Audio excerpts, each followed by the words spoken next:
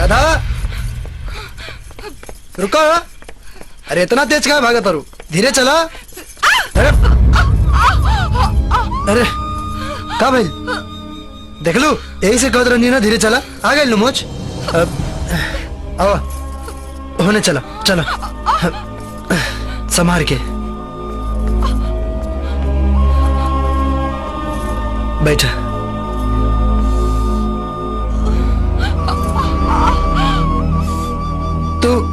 तू इतना घबराल क्या बाड़ू? वो घर में हम अपन बाबूजी के सामने नहीं करे के चाहत रहनी। काहे? काहे से कि वो लड़का से हमके बियाह नहीं करे के बा।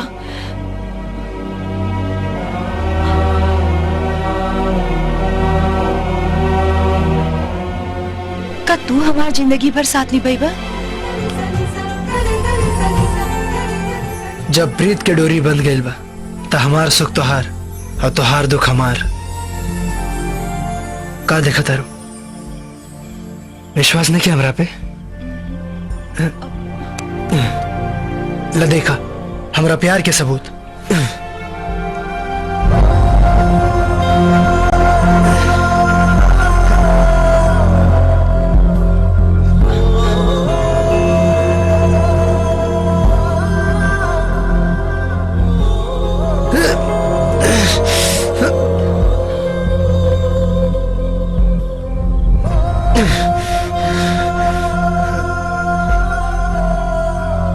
ये हमरा प्यार के सबूत, जौन हमरा जीते जीना हमरा मरला के बाद मिटी।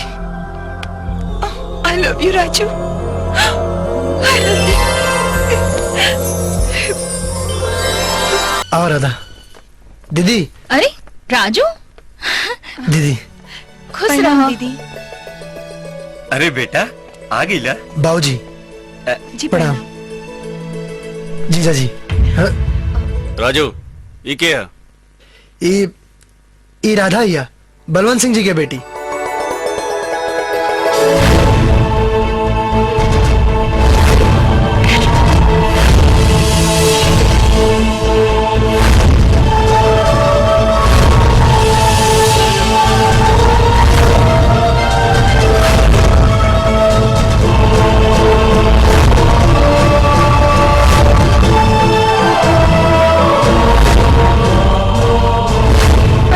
दरवाजा पर राजा प्रजा में अंतर होला राजू।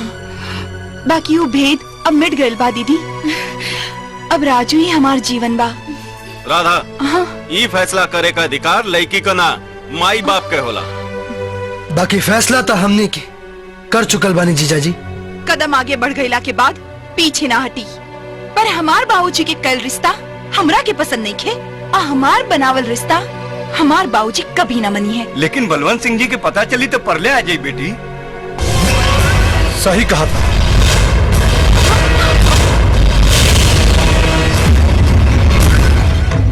जान के खुशी भाई कहते बलवंत सिंह के बारे में अच्छा जानकारी रख ले बाड़े। बाबूजी हाँ बेटा बाबूजी अच्छा बा कहते अपने बाप का भरोसा बचा के रख ले बाड़े, नहीं तो एक घर परिवार के शमशान बना देती। इक्का के बेटी के चाहत के अपमान मत करी, मंडप के व्यवस्था करी, फेरा लेवेला बेटी वर चुन ले बाड़ी। ए बेटा पैर मजबूत कर ले, काहे कि तोर फेरा जमीन पे ना बलवंत सिंह के छाती पे पड़ी, और बलवंत सिंह का छाती इतना कमजोर नहीं खे कि 2 कौड़ी का लड़का ओकरा के नाप दे। गरीब की कौड़ी के भाव में नाप के जगा देनी। होके वाला ससुर जी फेरा चाहे जमीन पे होके या छाती पे, शादी के सहनाई में नाचेला तैयार रहे। कुछ वक्त पे भी छोड़ दे बेटा, सारा जवाब अब यहीं दे दे, तोरा और हमरा में फर्क ना रही। चल चल हम ना जाए। जा राधा, रोक लेब तो हमारा प्यार के साथे साथे तोरा बाबूजी के भी अपमान हुई। ना राजू। बराता दुल्हा तबे शोभेला जब दुल्हन के शान से डोली में बैठा के ले आवे, और वो भी ओकरा माई बाबूजी के आशीर्वाद के साथ। और तुहार खोजल दुल्हा मजबूत बा, कमजोर ना। जा, आई लव यू। चल चल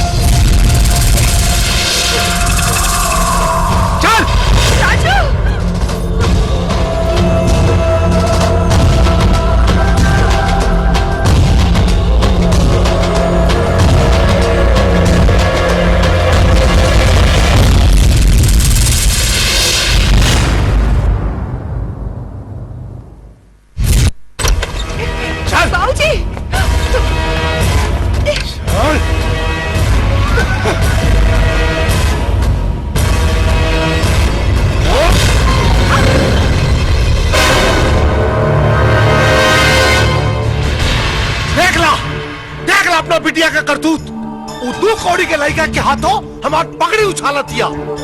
हरिद्वार भेजले रहलू है ना घूमने खातिर और आवतिया प्रेम लीला रचा के। राधा, ये हम का सुनतानी? हमार जिंदगी के फैसला जौन बाबूजी की सोच के खिलाफ बा और हमार जिंदगी के सच। समझावा समझावा एकरा के। अरे ओकरा के तो बाद में मारब, पहले तोरा के रेतब। बेशक रेत दी, पर अब जी अब भी ता उनका साथ है और मरब भी ता उनका साथ है।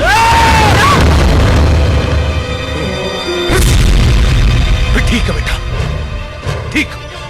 अब जब ते जिद पे आइए गई बाड़े तो सुन ले, ये फैसला देना हम करब, हम करब।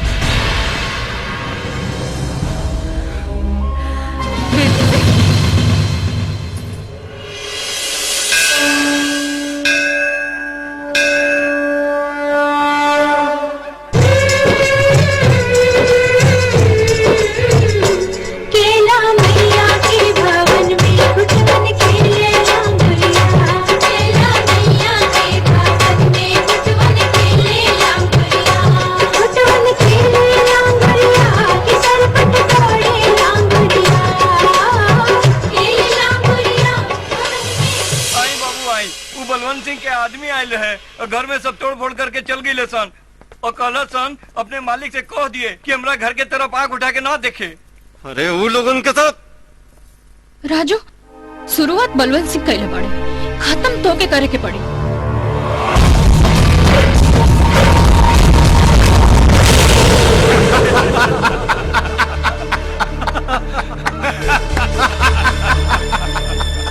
बलवंत बाबू, अब उस साला के समझ में आ जाई कि अपन औकात देख के ही कदम बढ़ावे के चाहिए। और अगर अभियो ना समझ में आई तो काट के फेंक देव साला। हमरा ख्याल से अब वो नौबत ना आए।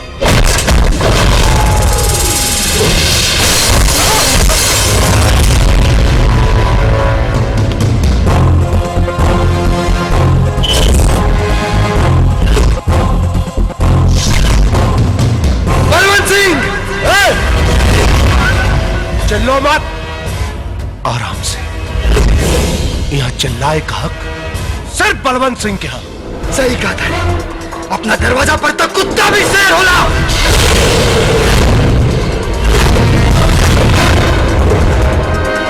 इतना मारा सन साला के कि एकरा बदन का पसीना भी खून बन के निकले। खत्म करा।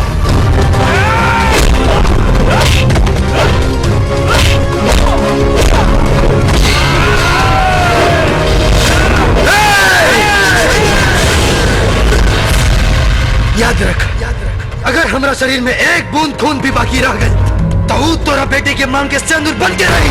मांग और सिंदूर का फैसला तोरा मौत के बाद हुई साले। देखत का बा मारा साले की।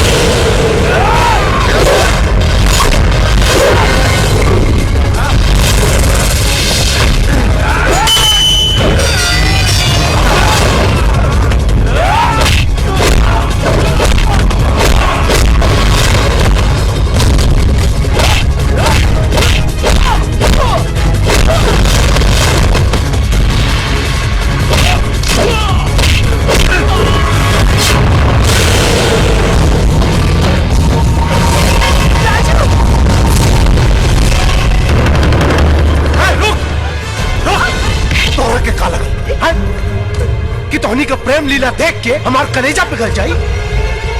इस साला 2 कौड़ी के लौंडा के अपना घर के दामाद बना ले हम ना। अब जब यहाँ आइए गई ना तो जिंदा ना जाए यहाँ से।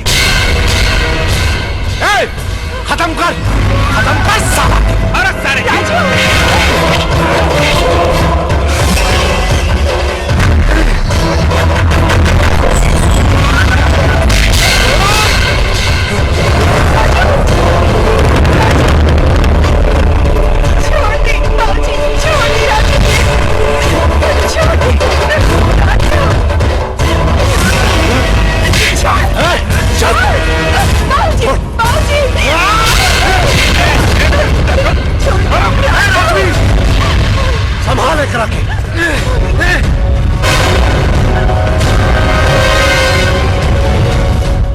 का रे हमरा मंगेतर से ब्याह कर देते हैं?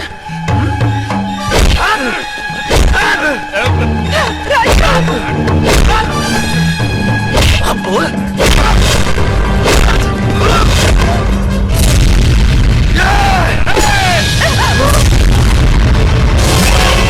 खबरदार, अब फिर ना न देकर गर्दन उड़ा दे।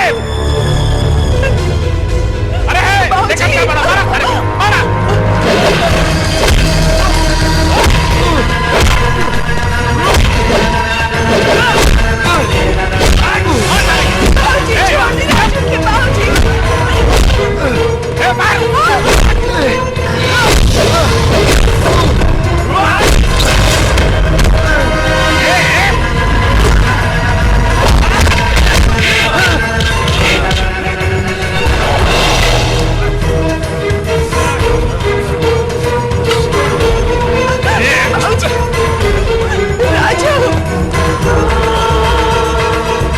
अरे बहुत फड़फड़ा ताड़े ना।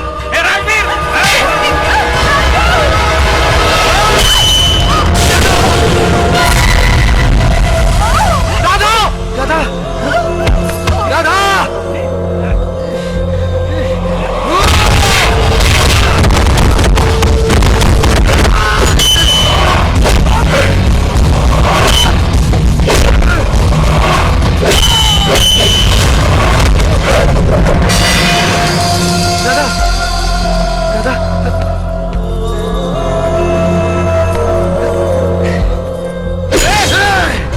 जे हमार पीछा करी जान से जाई।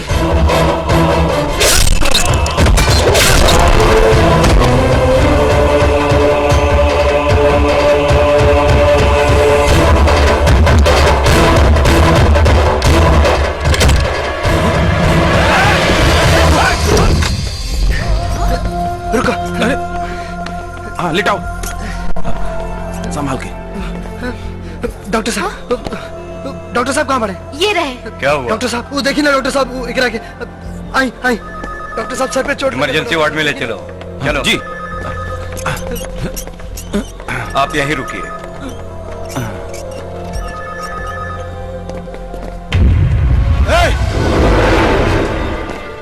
तू हमारा बेटी के अस्पताल तो ले आई ले, लेकिन अगर ओकरा के कुछ भइल ना तो बहुत भारी कीमत चुकावे के पड़ी तोरा के।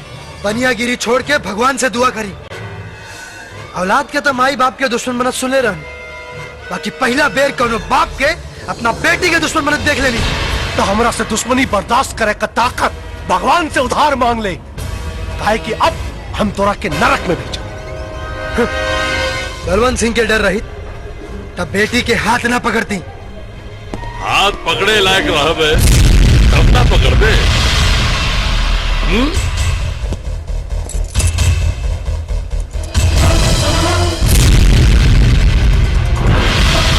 You are under arrest. बाकी हमार गुनाह का बा? गुनाह गुनाह तो अदालत में जाके पता चली। काहे कि अगर हॉस्पिटल में गुनाह बता देनी तो सजा बाद में मिली। पोस्टमार्टम की रिपोर्ट पहले निकाले के पड़ी। रिपोर्ट संभाल के बनाइए, अगर कहीं गलती भइल तो हाथ की जगह गर्दन काट ले।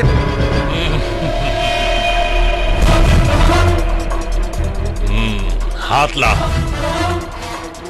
ऊपर कर हाथ। अब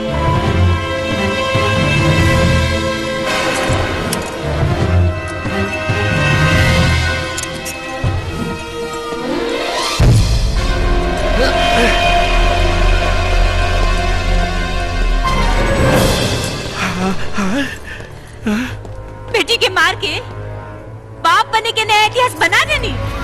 इतिहास पढ़े और पढ़ावे के गलती मत करिया, नहीं तो बेटी जिंदा तो रही पर मतारी के ना देख पाई। तो जुटाली ताकत कहे से कि औलाद खातिर एक बार फिर कौनो औरत अपन सुहाग से लड़ी।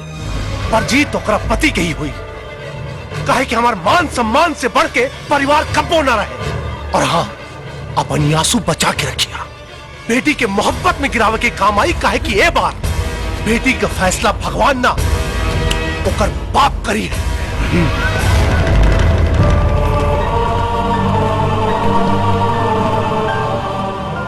बा। हम हो मंजर देखे खातिर तैयार बानी कि जब इंसान भगवान बनेला तो ओकर चेहरा कैसन दिखाई देला। योर ऑनर, इस राजू गाइड पर लड़की को अगवा और बलात्कार करने का आरोप है। ये सब झूठ है जज साहब। Order order. Objection milord. Objection overruled.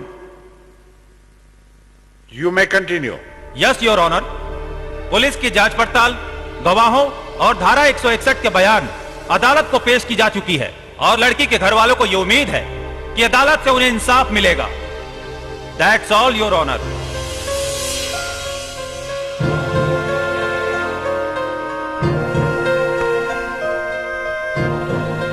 मुलजिम के जमानत की अर्जी पर सुनवाई करने के बाद अदालत इस नतीजे पर पहुंची है कि इस पे लगाया हुआ जुर्म बहुत ही संगीन है।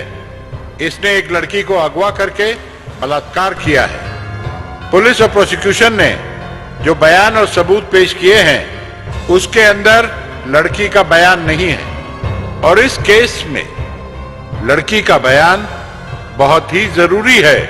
इसलिए यह अदालत हुक्म सुनाती है कि जब तक पीड़ित लड़की का बयान नहीं हो जाता मुलजिम राजू गाइड को जेल में ही रखा जाए।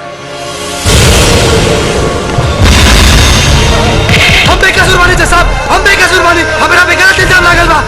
हम बेकसूर बानी जज साहब। ये साजिश बा जज साहब। हम बेकसूर बानी, हम बेकसूर बानी, हम बेकसूर बानी, हम बेकसूर बानी, हम बेकसूर बानी। पर ई में गलती राधा के ना, सूरज भान और बलवंत सिंह के है। और सूरज भान पर हमार भी पुरान हिसाब किताब बाकी बा। कौन हिसाब?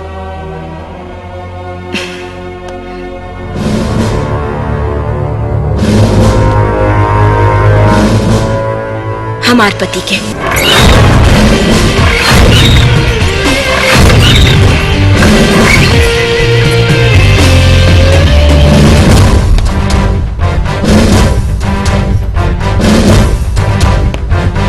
खाली लड़की चल रही सर। सर आप कबूल न चलब सर। खुदे गुनाह कबूल करवे की कबूल करवावे के पड़ी। ये कान की झुमका खींच ले बा साहेब।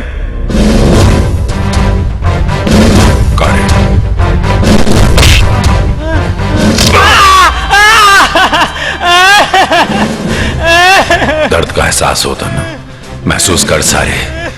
ओकरे कान में भी उतना ही दर्द भयल हुई जेकर तू झुमकाव पड़ लिया हुए। ये एगो आदमी के हाथ तोड़ ले बा सर। करे गुंडई करबे, गुंडई करबे। हाथ तोड़ ले रहे।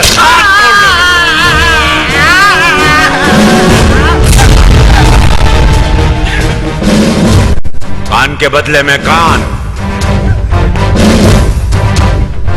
हाथ के बदले में हाथ। और सर जान के बदले जान। आई परसा जोखन महतो के खून कैले रहे साहेब।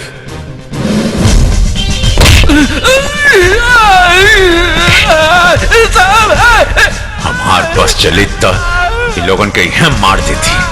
साला जेल भर के ख्याल से अच्छा कि उनके मार के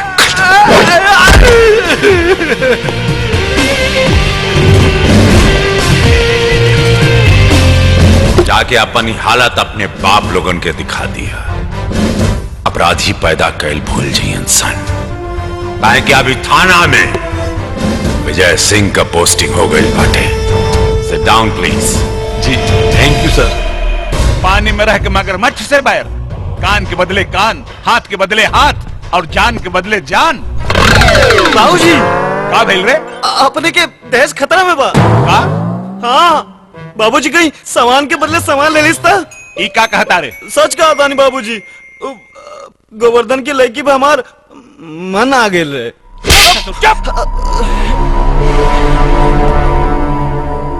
तब तो अगर लीगल कार्रवाई भइल तो सरवा हमारा कभो दादा न बनेगी।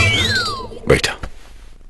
साहब हम सड़क पकड़ के आवत रही तो सूरज भान सिंह के लेकर राजवीर तो पीछे से आके हमार मुंह दबा के हमके झाड़ी में ले गई। कहाँ जाता है? छोड़ छोड़ रखे।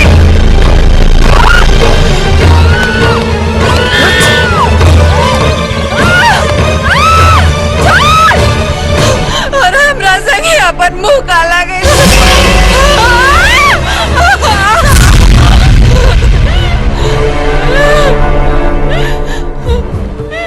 और कलश पैसा देके पैसा ले और अपन मुंह बंद रखिए। पकड़, अपन मुंह बंद रखिए। अब रोगा बताए हम कहाँ जाए और कहाँ करी। देखा ऐसा करी, रिपोर्ट लिखवा दी। तिवारी जी। जी सर। जी सर। सूरज भान के लेगा राजवीर का ऐसा वारंट निकाली, आज के बाद रेप तो कैले बाटे, लेकिन ओकर गिनती मर्द में ना चढ़ा में हुई। कुछ भी कहीं दरोगा जी, मजा आ गई। मजा तो आ गई, मजा तो आ गई, पर राउर बेटा हाथ से गई। अरे पगला गई बड़ा का? अरे राजवीर हमारा सामने बा, फिर बेटा कैसे हाथ से गई? अरे सामने नहीं के, जी भर के गले मिल ले एक रखे। काहे के लड़की के बलात्कार के केस में अरेस्ट वारंट निकल रहल बा, और विजय सिंह के अरेस्ट वारंट के मतलब बा 25,000 वोल्ट के करंट। बाबूजी। दरोगा जी। बचवा के पेंट गीला हो गई बा, जल्दी से कोनो उपाय करी, या तो हमनी के पीला हो जाए। ए दरोगा जी, हम राजवीर के ऐसा जगह छुपाई कि पुलिस ने कहा परिंदा के भी पता न चली।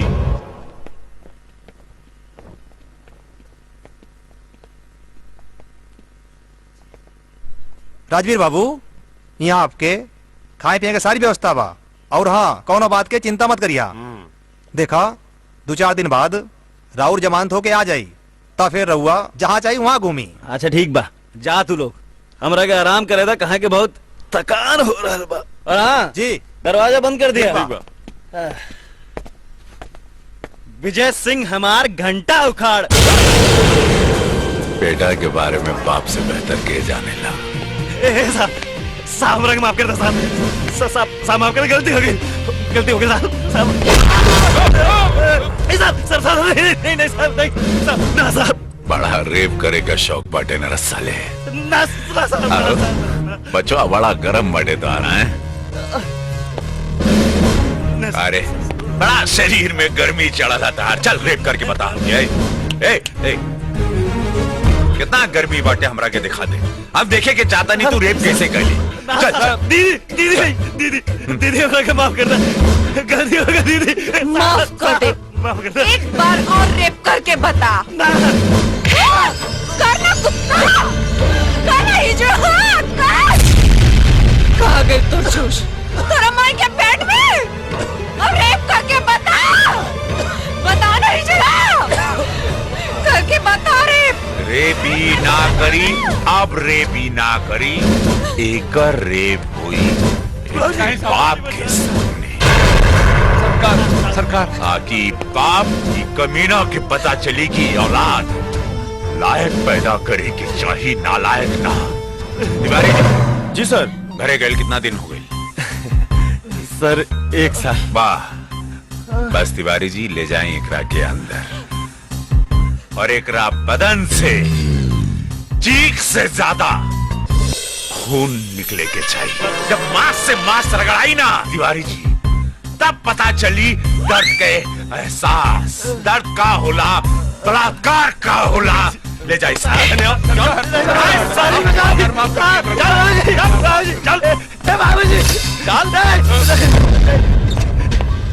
अब सरकार हमारा बेटा के बचा ली सरकार। न तो हवलदार हमारा बेटा की जिंदगी खराब कर दी, बचा ली सरकार। हर कुत्ता लड़का जब बच्ची का जिंदगी खराब करत रहे, कब कहाँ रह तू सारे, कब कहाँ रह?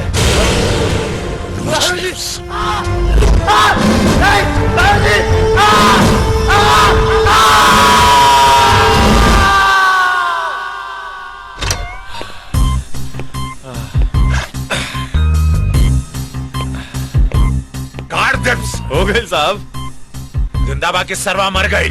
जिंदाबा मर जाई तो 302 दफा लागी नू। सूरजभान जाके ओकर इलाज करवा ले।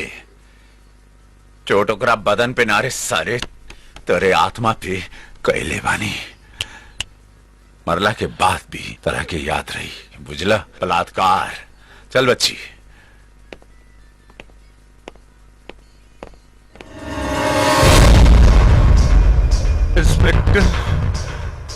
इंस्पेक्टर, अगर हम तोहार मुलाकात परमात्मा से ना करा देली तो हम आदमी के ना कुत्ता का औलाद होगा, कुत्ता से।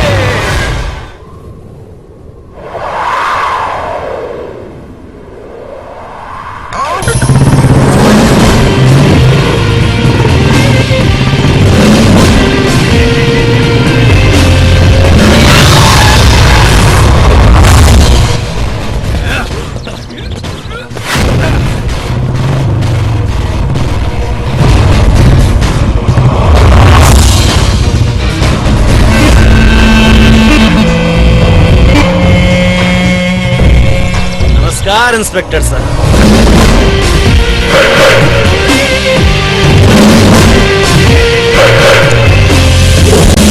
इंस्पेक्टर साहब, इस जमाना में ढेर ईमानदारी से जिए वाला के उम्र बहुत कम हो।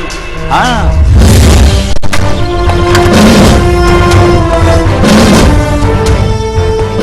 लोग कहते हैं जमाना बदलता है,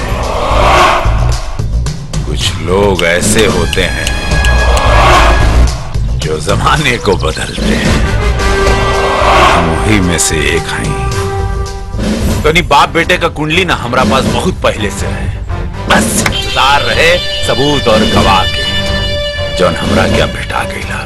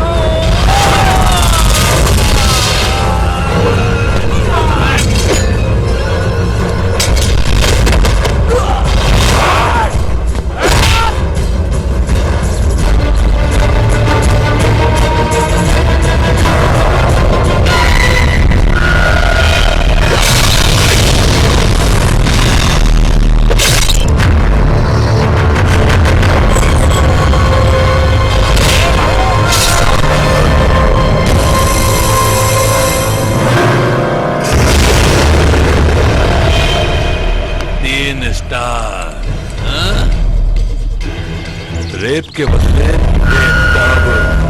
जान से जाइबे। सरफरोशी की तमन्ना अब हमारे दिल में है। देखना है जोर कितना बाजुए का दिल में है। वर्दी वाला है, बिके वाला ना रे। ये बदल जाए, जान चल जाए, बाकी मार ना रे, मार सारे। तो जान से ही जाइबे।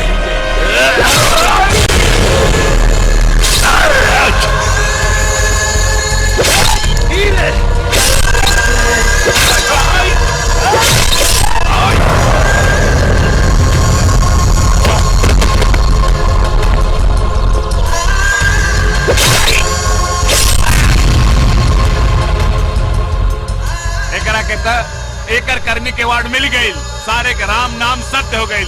ए चला चला, काम हो गई, चला लोग चला।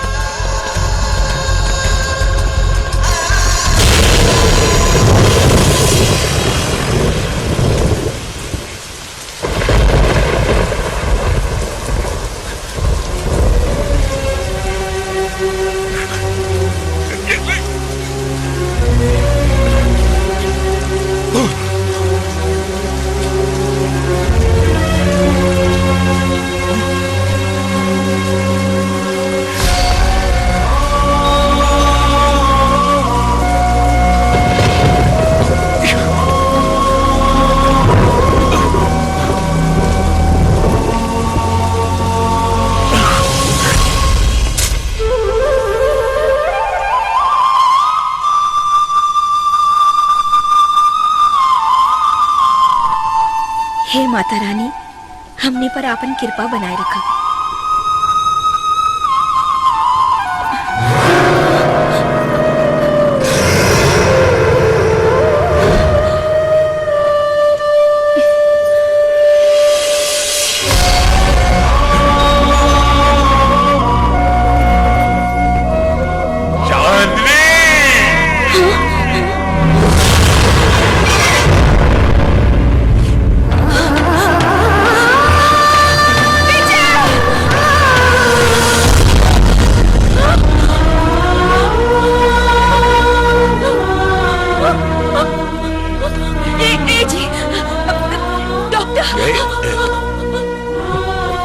वादा कर ले ना, सांझ के आई आगे जी देख,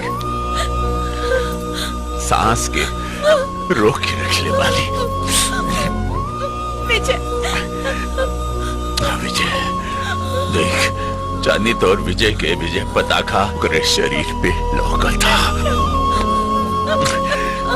जड़ा हेलन सारे पीछे से वार किया, सामने से वार करता था, पता की जिंदगी और मौत का आगरा। उकनी के मौत दरा पे उधार चांदी,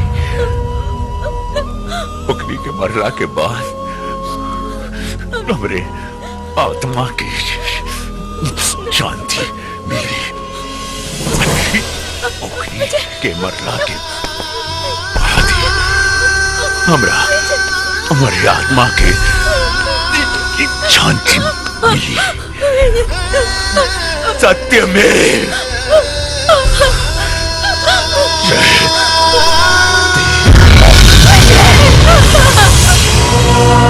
हमरा पति की एक एक चीख और एक एक जख्म याद बा, और हमरा मन के भीतर जलत आग सूरज भान के खून से ही बुझी।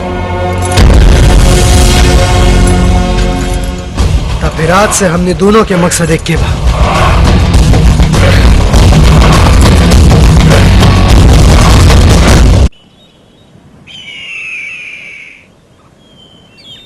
हम लोग समझ में नहीं क्या होत कि हम कहाँ गरीब हुआ। बाबूजी आंसू मत गिराओ राजू, अब फैसला के घड़ी बा। वो लोग अपने अहंकार के जुनून में इतना हद तक गिर सकेले तो प्यार कैले बाड़ा, और प्यार की ताकत के आगे ऊपर वाला भी झुक चालन।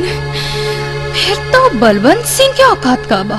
दीदी जाके कह दी कि तोर भाई फैसला करेला जेल से बाहर आ रहल बा।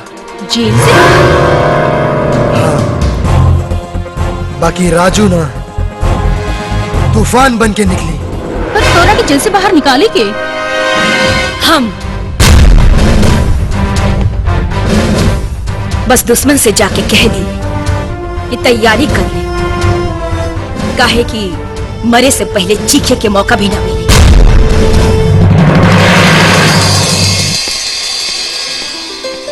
दीदी। अच्छा बेटा। बाबूजी ध्यान रखिए अपन, जाता नहीं हमनी के। चला बेटी चला चला।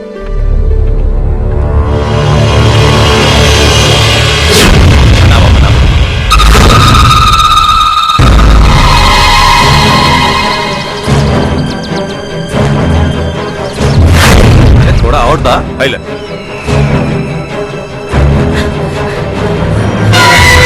जल्दी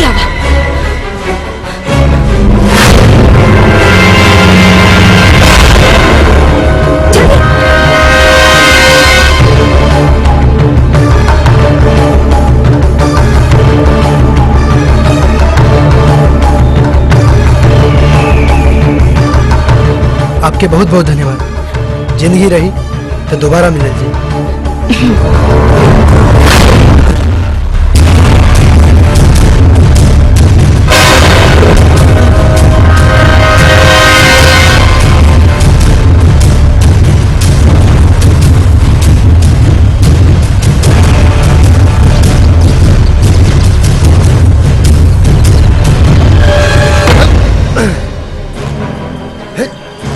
राजू, इन्हें आवा। गणेश तू इन्हें आवा। मरते कदी के ड्रेस में बाहर जाइबा तो प्रॉब्लम हो जाई। आई आई ला। आई ला। जूता। बलवंत सिंह जी, एको बैड न्यूज बा। का? पूरा रजुआ साला जेल से भाग गई। भाग गई? हाँ। अरे साले कुत्ता, बैठ के अचार डालत रहने का। खोज खोज ओकरा के, जहां मिले मार दे।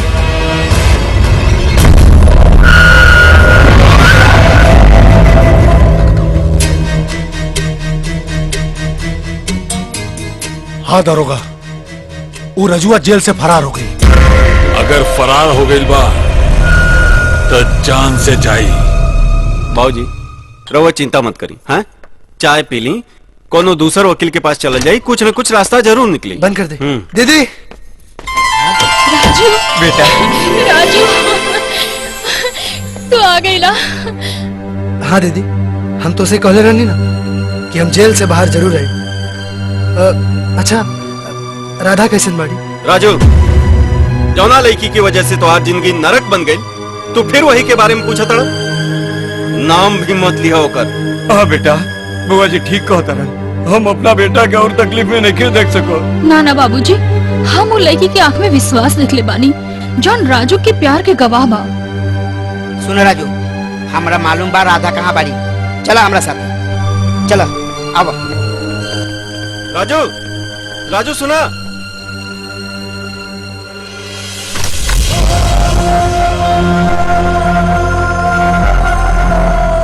राधा, राधा,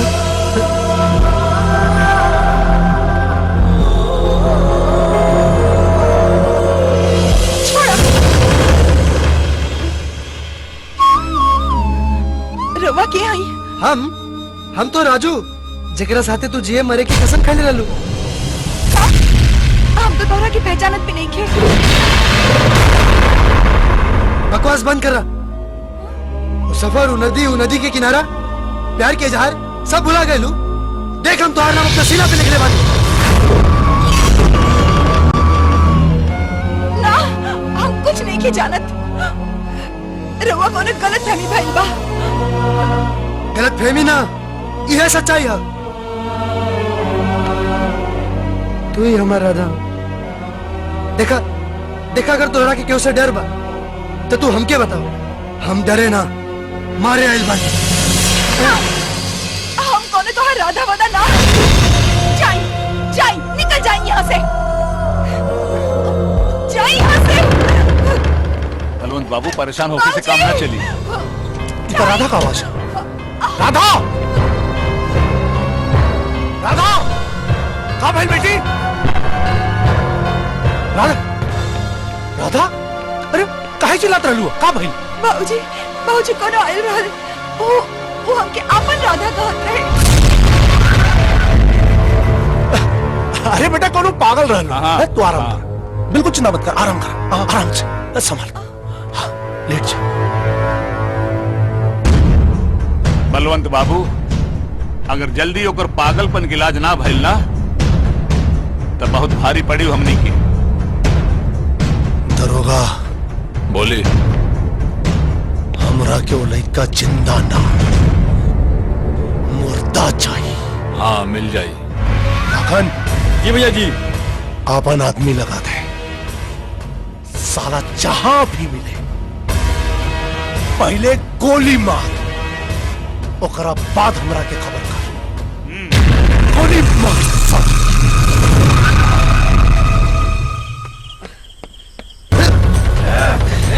रुक जा। गोली मार दे।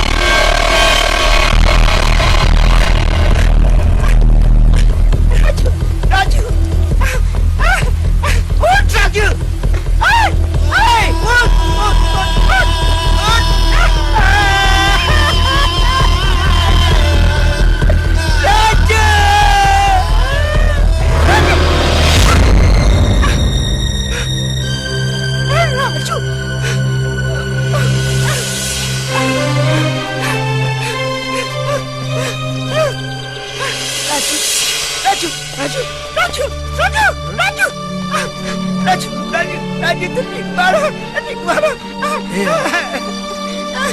मर्दे तू इतना रोबा तो हमारा हौसला तो और टूट जाए। कहाँ से कहाँ हो गई यार, कितना हंसत खेलत जिंदगी रहे हमनी के, न जाने के कर नजर लग गई। प्यार की नजर, अगर पहले पता रही कि प्यार इतना खतरनाक होला तो कबो प्यार ना करती।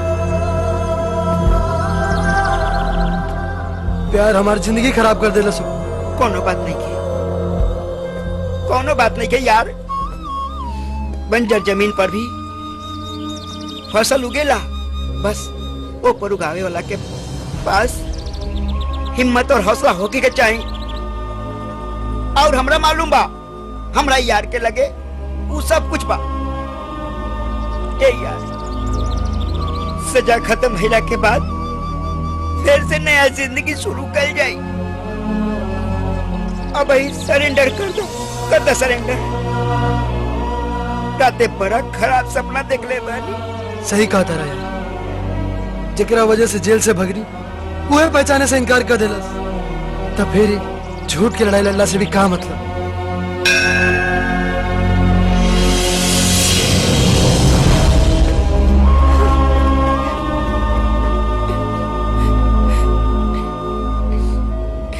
हे मैया, हमारी यार के रक्षा करो।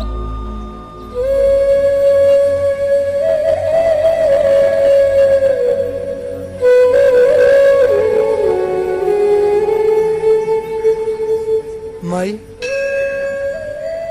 शिकायत करे भी औलाना दे तय में बेटा की अच्छाई ना बुराई लौकी, यही से कुछ कहब ना, कहे कि तकदीर के लिखल केहू कब्बो ना बदल सकेला। बस अफसोस है के बात के बा कि गंगा मैया के और अपने के पूजनी पर ओकर कोनो अर्थ ना निकलल। प्यार और धोखा के मतलब समझ में आ गए जब राधा हमरे के पहचाने से इनकार कर दिली, तो जेल और जेल के बाहर सब एक ही जैसन बा। अब जेल के बाहर और अंदर ना, ऊपर मरला के बाद जो भी शिकवा शिकायत होके डायरेक्ट कर ली है, काहे कि दुनिया में भगवान के ना बड़ धनिक लोग के मर्जी चलेला।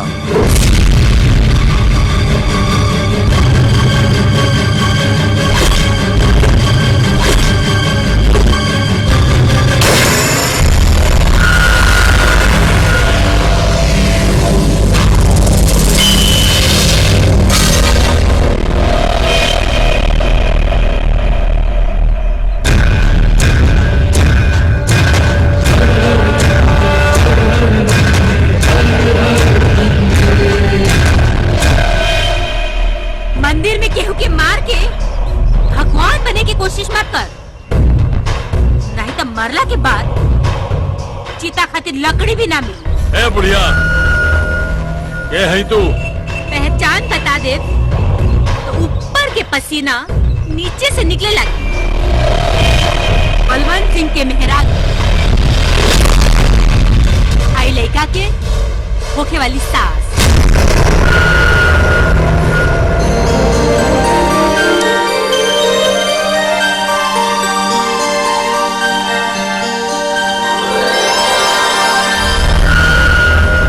राधा की माई।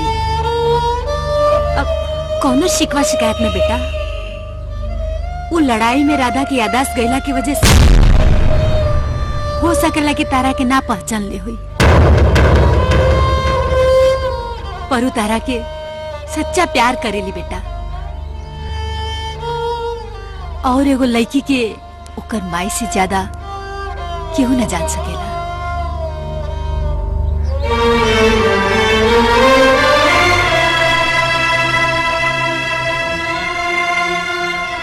सगुन के पैसा भले राधा के बाबूजी तारा के दामाद स्वीकार नहीं कर, बाकी राधा के माई तारा के आपन दामाद स्वीकार कर।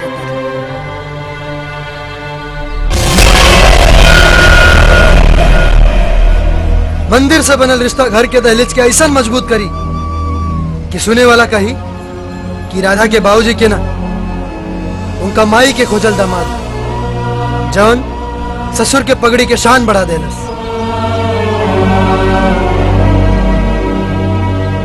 जी चला था, प्रणाम। खुश रहो।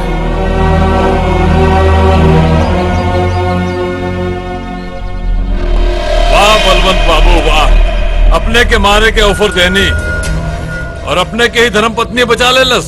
वाह बलवंत बाबू, देखे वाला हमरा के दरोगा ना दोगला कही, दोगला।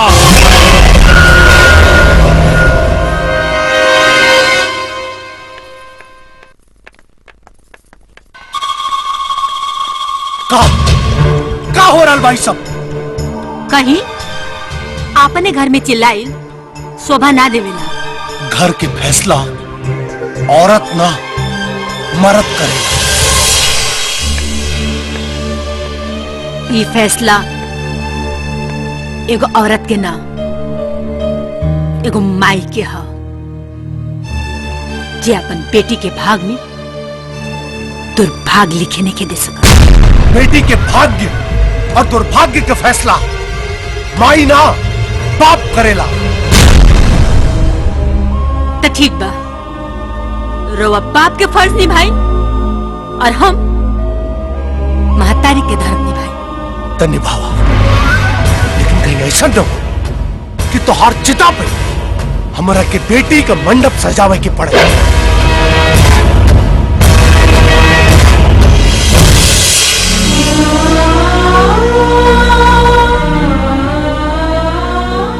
भाग्य और दुर्भाग्य के फैसला आदमी के हाथ में ना भगवान के हाथ में है। इंसान दुनिया से जीत जाला, लेकिन अपना औलाद से हार जाला। बलवंत सिंह के ओकर बेटी गिरा दी, कब्बो न सोचते रहने। सोच के विपरीत जवन काम होला ना, इतिहास ओकरा के याद रखेला। बाकी में राधा बिटिया कोनो दोष नहीं की। अरे इमे सारा के सारा दोष 2% के गाइड रजुआ के हा। हाँ, जकर अंजाम बहुत बुरा होखी। लेकिन हमरा बिटिया के कोनो खतरा ना होके चाहिए। अरे भाई कुछ ना होई, राधा बिटिया के कुछ ना होई। बस एगो रास्ता बा, रउआ के ओकरा पर अमल करे के पड़ी। फिर देखी समय कैसे अपन दिशा बदलता। कौन रास्ता? अरे राधा बिटिया की याददाश्त वापस आवे से पहले ओकर बियाह राजवीर के साथे कर दी।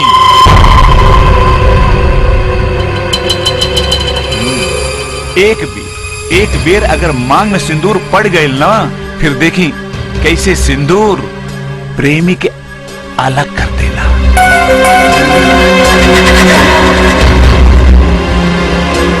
कहा बात कहनी जीजा जी, बलवंत बाबू सिंदूर में बहुते ताकत होला।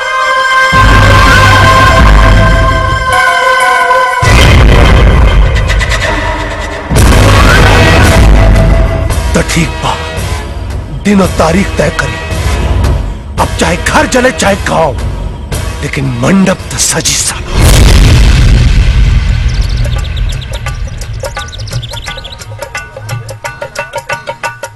ओम अपौत्र पौत्रवा सर्वा कांग गणपति वाय आत्मन सुंदरी बाग सर्वा ध्यान करा तुझी।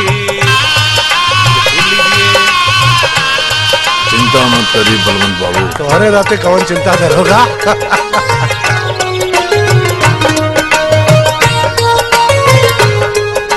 सूरज भान जी, अगर वो राजू गाइड यहाँ आ जाए तो यहाँ से जिंदा बच के ना जाए के चाहिए। बलवंत बाबू, अगर वो यहाँ आई तो वापस ना जा पाई, काहे से कि चारों तरफ अपन आदमी खड़ा बाड़े। हाँ,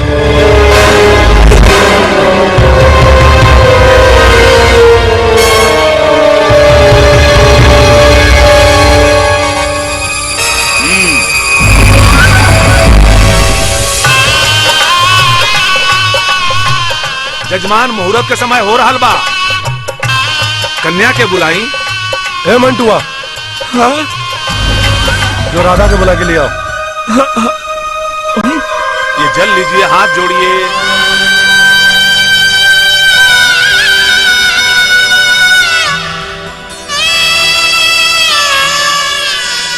ए मलकिनी, राधा बबनी के लेके मंडप में चली, मालिक बुलाओ तो नहीं।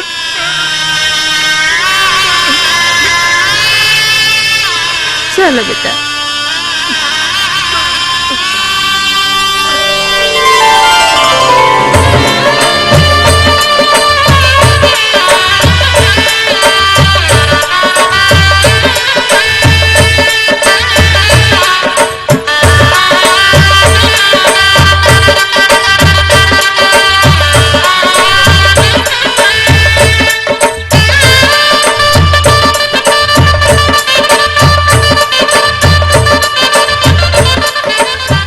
जानकी बिठाओ अग्र।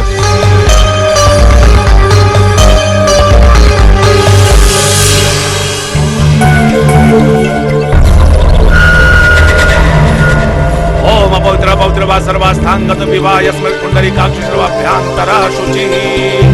ओम शांताकारं भुजगशयनं पद्मनाभं सुरेशं विश्वाधारं गगनचरं शरण्यं शुभांगं लक्ष्मीकान्तं योग विज्ञानिकं वन्दे विष्णुं भवभयहरं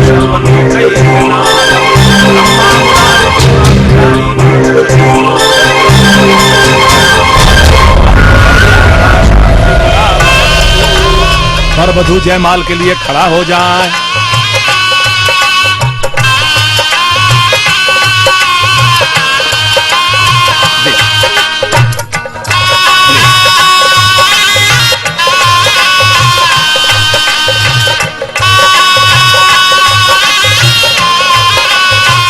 वर कन्या एक दूसरे के माला पहना।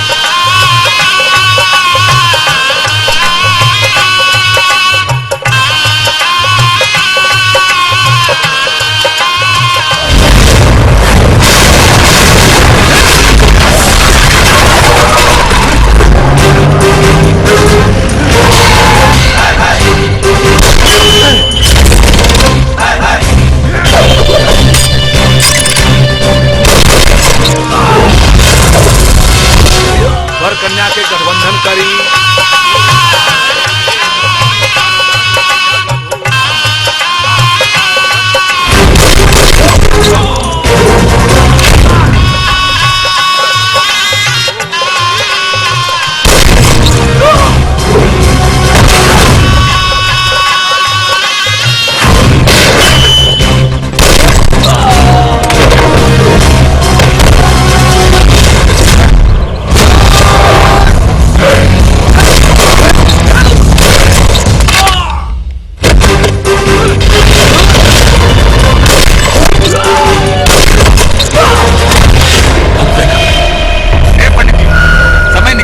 जल्दी जल्दी बता, पढ़ा पढ़ा मंत्र।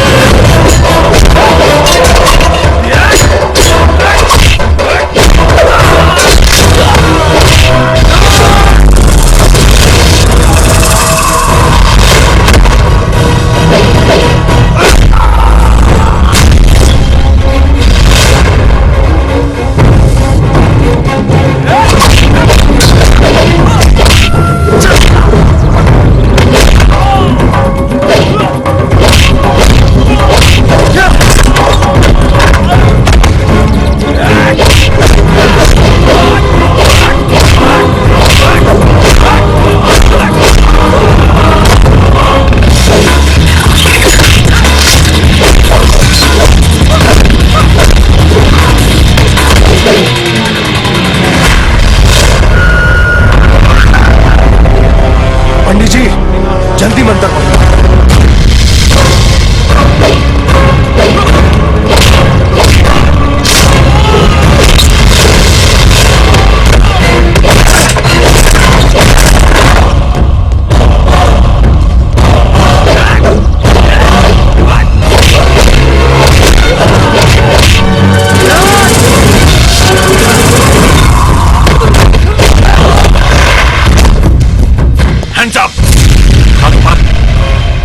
गोली मार रहे।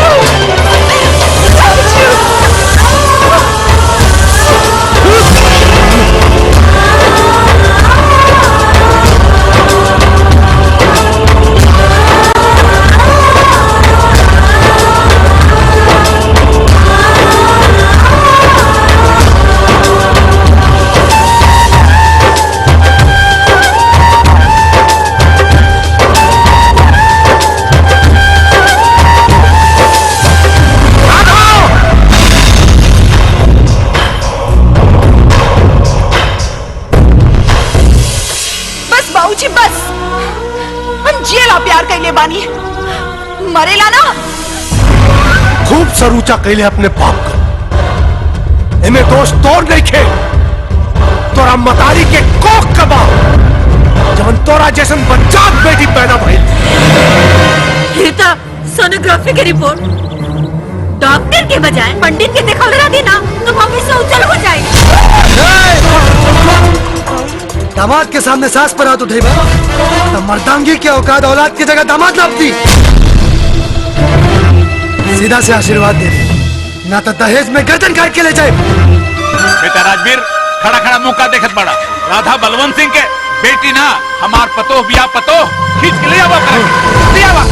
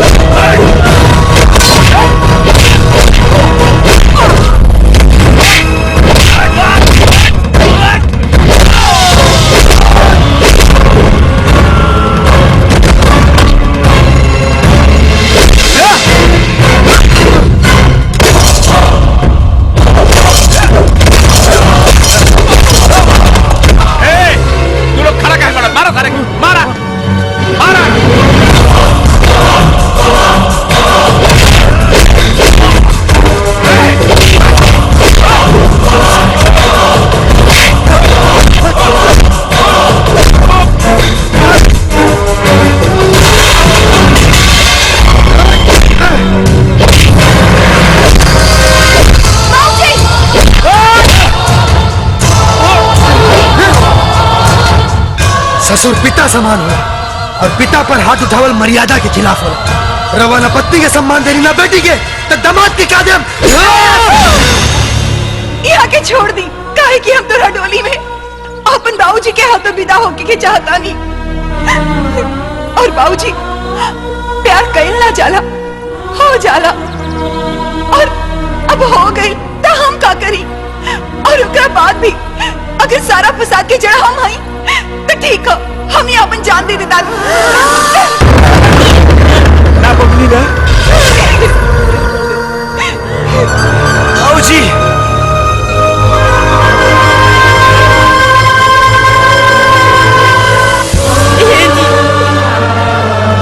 जिंदगी भर रवा अपने मन के कहीं नहीं। अब जब बात औलाद के ऊपर आ गई बा तो औलाद के खुशी से बढ़ के कोनो खुशी ना होखेला। राजू ऐसा लड़का हमनी के ना मिल सकेला। मान जाई ना मान जाई।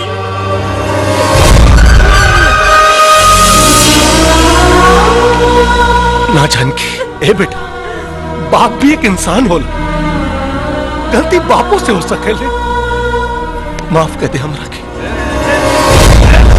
बलवंत सिंह तू एक तरह से हमारा सपना चकनाचूर नहीं कर सकत।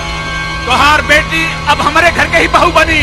बहू तो का तोहार सारी धन संपत्ति सारी दौलत हमार होई हमार बुझला।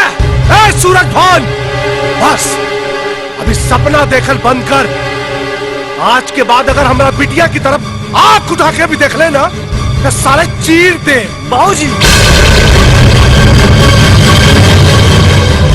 हम तोरा के ना छोड़ा।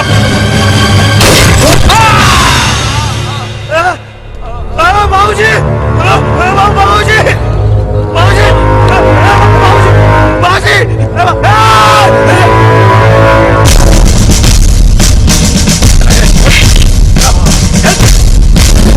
पिछला हिसाब बाकी रहे अब पूरा हो गया। तू बोल आपन गुनाह कबूल करके सरेंडर होखबे कि बाप के पास ऊपर जाइबे। बेहतर होई कि तू सरकारी गवाह बनके अपने आप के कानून के हवाले कर। ठीक बा मैडम जी, रहुआ जौन का हम करब। चला ए ले जा सबके।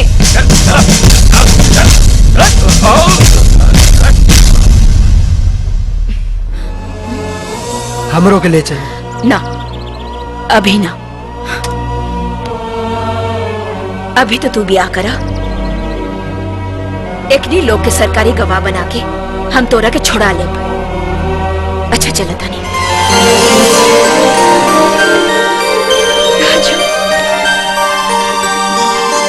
ठीक बा धन्यवाद धन्यवाद।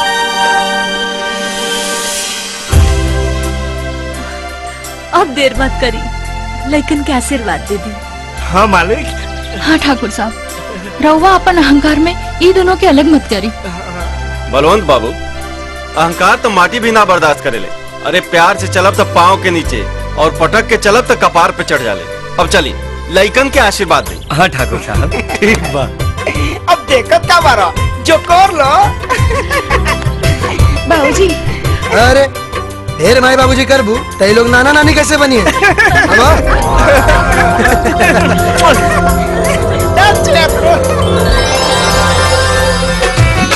जान लगा तार जन्नत के हुस्न परी, तो के देख ले बिना मन कैसे भरी, तो के देख ले बिना मन कैसे भरी।